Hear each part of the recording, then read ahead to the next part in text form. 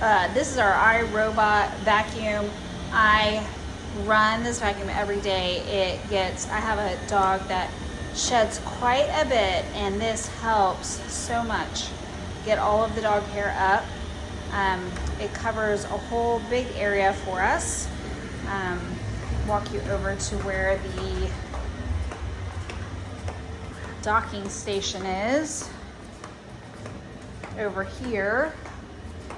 See where the docking station is. It finds its docking station no problem.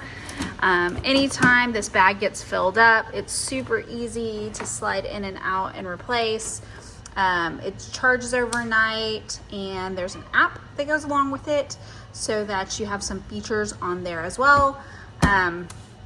Definitely keeps the dog hair and the dust and the musk picked up throughout the day, so that when it comes to mop, I don't have to struggle with that.